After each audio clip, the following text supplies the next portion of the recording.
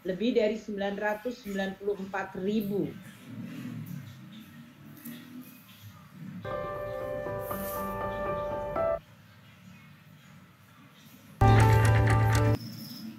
Anas akan menyampaikan mengenai pembayaran tunjangan hari raya bagi aparat. Assalamualaikum warahmatullahi wabarakatuh. Selamat pagi kepada seluruh teman-teman media. Kami bersama dengan Menpan RB Pak Aswar Anas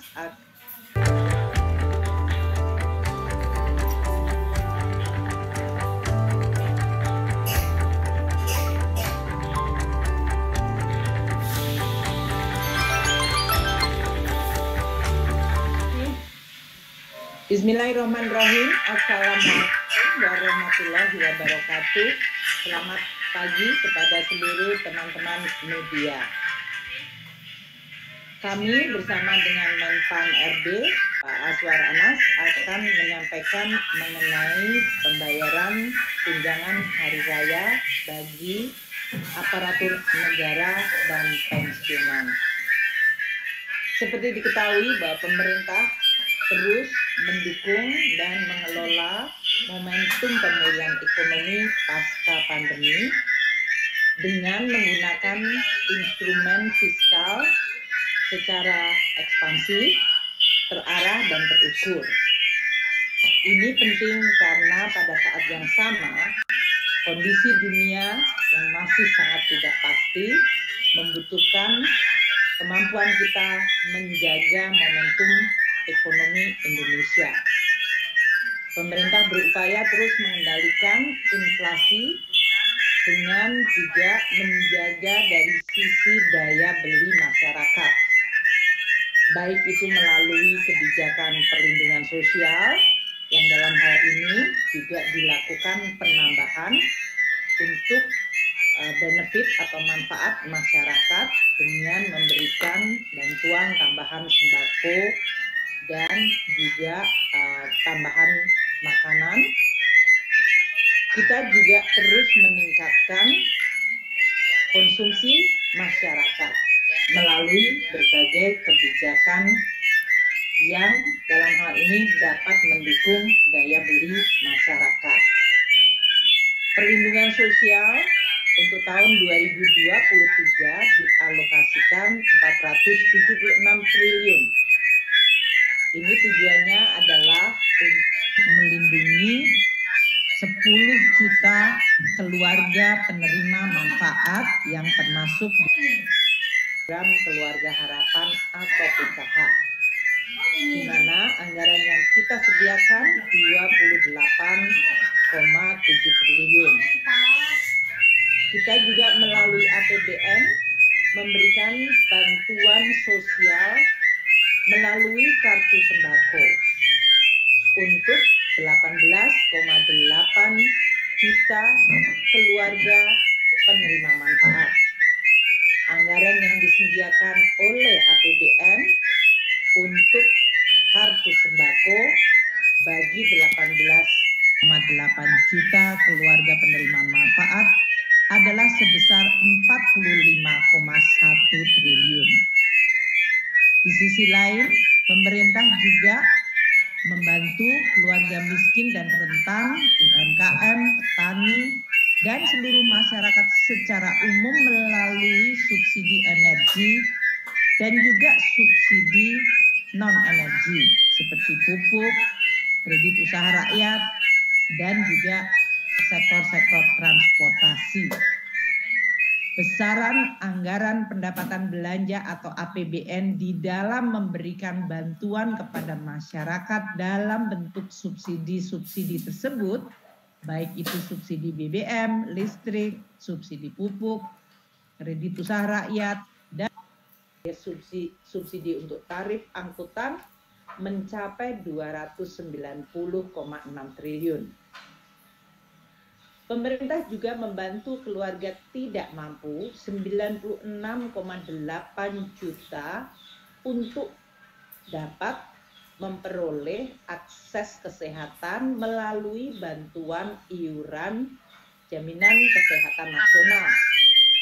Biaya yang dikeluarkan adalah 46,5 triliun rupiah. Di sisi lain, bagi keluarga yang tidak mampu, maka putra-putrinya mendapatkan bantuan untuk pendidikan dalam bentuk program Indonesia Pintar. 20,1 juta siswa dari keluarga tidak mampu mendapatkan bantuan program Indonesia Pintar yang anggarannya disediakan 9,7 triliun rupiah. Bagi mahasiswa yang tidak mampu, mereka pun diberikan beasiswa bidik misi atau kartu Indonesia Pintar Kuliah yang saat ini lebih dari 994.000 mahasiswa yang mendapatkan beasiswa bidik misi dan kartu Indonesia Pintar Kuliah yang anggaran di dalam APBN disediakan 12,8 triliun. Inilah berbagai langkah yang dilakukan pemerintah melalui instrumen APBN yang langsung dapat dinikmati manfaatnya oleh masyarakat, terutama kelompok yang kurang mampu. Keberpihakan dari pemerintah juga ditunjukkan melalui berbagai policy yang lain. Selain itu, menjaga inflasi agar tidak mengerus daya beli juga dilakukan. Pemerintah juga saat ini memberikan pemenuhan kebutuhan gizi melalui program perlindungan sosial bantuan pangan, yaitu akan diberikan kepada 21,3 juta kelompok atau keluarga penerima manfaat yang akan diberikan bantuan pemerintah dalam bentuk paket protein ayam dan telur kepada, 21,3 juta keluarga penerima manfaat diberikan bantuan beras 10 kilo dan kepada 1,4 juta keluarga penerima manfaat dengan balita stunting akan diberikan tambahan protein ayam dan telur. Biaya tambahan untuk atau anggaran yang disediakan untuk membantu kelompok ini yaitu keluarga dengan anak stunting, balita stunting, dan tambahan bantuan beras 10 kilo bagi 21,3 juta kelompok atau keluarga penerima manfaat dianggarkan 8,2 triliun rupiah. Berbagai program-program sosial tersebut bertujuan untuk makin dan meningkatkan bantuan sosial terutama kepada kelompok-kelompok yang kurang mampu. Ini adalah keberpihakan dari pemerintah bagi masyarakat. Di sisi lain, pemerintah juga akan terus menggunakan instrumen APBN di dalam meningkatkan kemampuan dan kesejahteraan masyarakat melalui program-program lainnya seperti pembangunan infrastruktur dan juga program kepada kelompok UMKM. Bapak dan Ibu sekalian, teman-teman media, hari ini kami akan menyampaikan juga instrumen APBN yang di dalam rangka bulan Ramadan dan mendekati Hari Raya Idul Fitri telah mengalokasikan di dalam APBN anggaran untuk pemberian tunjangan hari raya bagi karyawan aparatur negara.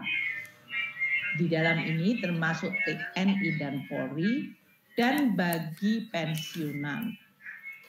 Ini tentu diharapkan dengan pembayaran tunjangan hari raya juga bisa ikut mendorong kegiatan ekonomi masyarakat melalui berbagai kegiatan belanja menjelang atau selama Ramadan dan menjelang Hari Raya Idul Fitri. Tahun ini Bapak Presiden dan kita semuanya dalam kabinet telah membahas dan menetapkan satu, untuk pemberian tunjangan hari raya bagi aparatur negara dan pensiunan dengan tetap menjaga berbagai aspek keseimbangan program dan tentu sesuai dengan kemampuan keuangan negara. Mungkin perlu diingat bahwa pada tahun 2020 pada saat COVID terjadi pada tahun pertama yang melumpuhkan seluruh kegiatan ekonomi dan masyarakat, pada saat itu THR hanya diberikan kepada jajaran ASN, aparatur negara, TNI Polri di bawah eselon 2 dan juga hanya untuk pensiunan. Dan pada tahun 2020 komponen THR adalah berupa gaji pokok, tunjangan keluarga, dan tunjangan jabatan. Karena pada saat itu memang kondisi keuangan negara di mana penerimaan merosot akibat seluruh kegiatan berhenti dan juga karena prioritas kita di dalam APBN untuk penanganan pandemi dan menjaga masyarakat terutama bantuan sosial, maka THR juga dalam hal ini hanya difokuskan kepada para pejabat pelaksana dan pejabat di bawah eselon 2 dalam bentuk gaji pokok, tunjangan keluarga, dan tunjangan jabatan. Seiring dengan pemulihan ekonomi, maka pada tahun 2021, meskipun ancaman COVID masih sangat besar termasuk varian Delta yang terjadi, maka kebijakan THR dan gaji ke-13 pada tahun 2021, yaitu tahun kedua pandemi COVID, diberikan kepada seluruh aparatur negara dan pensiunan. THR yang diberikan dan gaji ke-13 komponennya terdiri dari gaji pokok, tunjangan keluarga, tunjangan melekat, dan tunjangan jabatan. Pada tahun 2022 yang lalu, kita juga melihat pemulihan ekonomi juga semakin membaik dan penanganan COVID semakin terkendali. Namun kita juga melihat guncangan dari ketidakpastian global termasuk melonjaknya harga minyak yang menyebabkan melonjaknya kebutuhan subsidi bagi BBM dan listrik. Oleh karena itu pada tahun lalu kebijakan THR dan gaji ke-13 disamakan dengan tahun 2021, yaitu diberikan dalam bentuk gaji pokok, tunjangan keluarga, tunjangan melekat, dan tunjangan jabatan. Namun di tahun 2022 maka kita memberikan tambahan dalam THR dan gaji ke-13 50% tunjangan kinerja. Ini tentu karena kondisi APBN juga sudah membaik, namun kita juga melihat ketidakpastian yang luar biasa. Jadi keseimbangan dilakukan.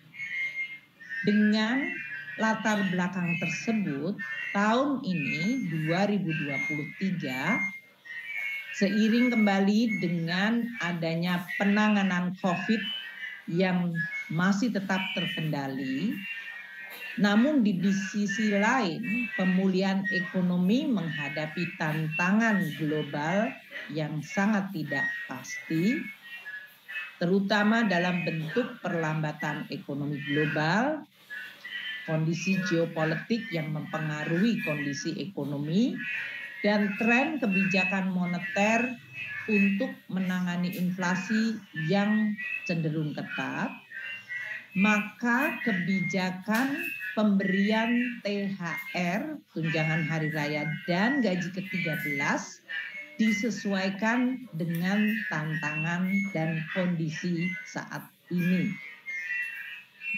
Pemerintah telah mengeluarkan peraturan pemerintah nomor 15 tahun 2023.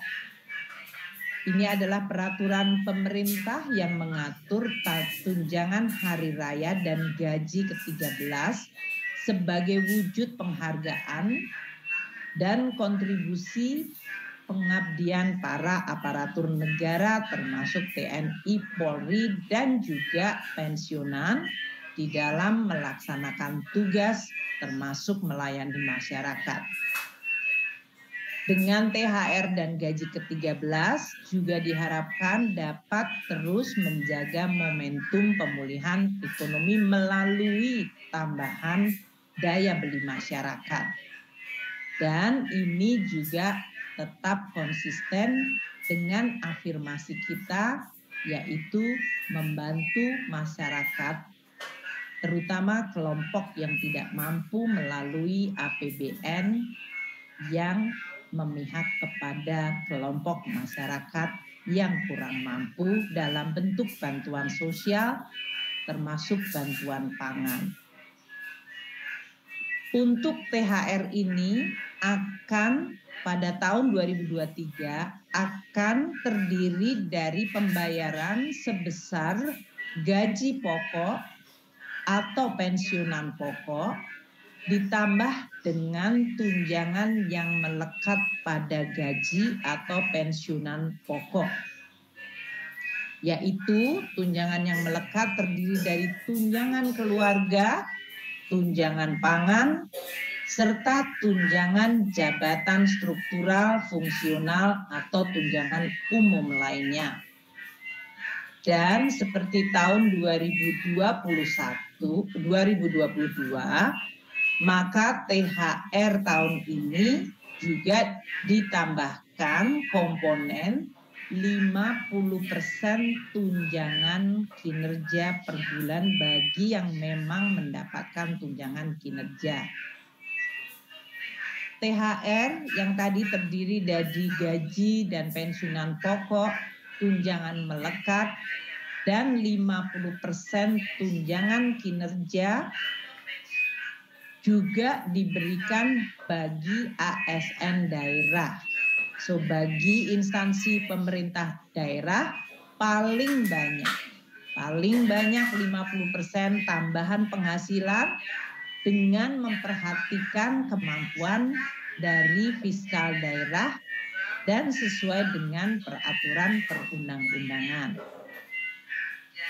Yang berbeda dan kita tambahkan pada pembayaran THR dan gaji ke-13 tahun ini adalah diberikan kepada guru dan dosen yang tidak mendapatkan tunjangan kinerja atau tambahan penghasilan, mereka akan diberikan 50% tunjangan profesi guru serta 50% tunjangan profesi dosen.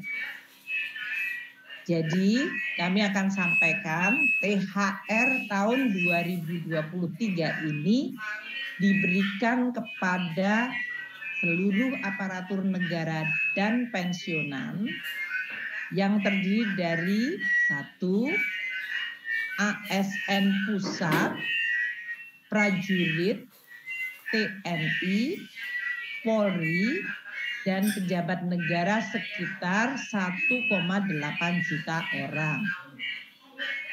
Kedua, ASN daerah, yaitu 3,7 juta orang, termasuk di dalamnya guru ASN daerah yang menerima tunjangan profesi guru sebanyak 1,1 juta guru, dan guru ASN daerah yang menerima tamsil yaitu 527,4 ribu orang. Yang ketiga, penerima THR tahun ini adalah para pensiunan dan penerima pensiun yang berjumlah 2,9 juta pensiunan. Alokasi anggaran untuk tunjangan hari raya ada di dalam APBN tahun anggaran 2023, yaitu 1. Di dalam anggaran kementerian dan lembaga telah dialokasikan 11,7 triliun untuk pembayaran THR ini bagi ASN pusat, prajurit TNI, Polri, dan pejabat negara. Yang kedua, alokasi melalui dana alokasi umum, yaitu sekitar 17,4 triliun rupiah bagi ASN daerah, yaitu PNS daerah dan P3K, dan dapat untuk pemerintah daerah dapat menambahkan dari masing-masing APBD tahun 2023 sesuai kemampuan APBD masing-masing pemerintah daerah. Ketiga, sumber dari pembayaran THR adalah pos dari Bendahara Umum Negara sebesar 9,8 triliun untuk para pensiunan dan penerima pensiunan untuk menerima THR.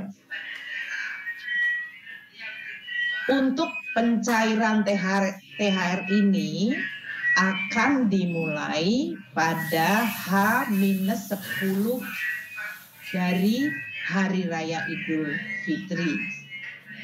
Ini kira-kira tanggal 4 April sudah mulai dicairkan. Kementerian dan lembaga dapat segera mengajukan surat perintah membayar ke Kantor Pelayanan Perbendaharaan Negara KPPN mulai H-10 dan menyesuaikan dari penetapan cuti yang telah diumumkan oleh pemerintah mengenai cuti bersama dari hari raya. THR dapat dicairkan oleh KPPN sesuai mekanisme yang berlaku. Kementerian Dalam Negeri akan menginstruksikan kepada seluruh pemerintah daerah di dalam menyelesaikan penyusunan peraturan kepala daerah atau perkada mengenai pembayaran THR dan gaji ke-13 dalam minggu ini. Dengan demikian, dapat dipastikan agar pembayaran THR untuk ASN daerah dapat juga dimulai pada H-10 bagi pegawai-pegawai pemerintah daerah. Karena tahun ini ada komponen baru di dalam THR dan gaji ke-13, yaitu terutama bagi guru-guru ASN daerah yang tidak menerima tukin daerah atau tunjangan profesi TPP, di mana tahun ini mereka mendapatkan 50% TBG atau tunjangan profesi guru atau tamsil sebagai THR mereka. Ini pertama kali dilakukan. Maka pemerintah pusat akan memberikan tambahan transfer kepada seluruh pemerintah daerah.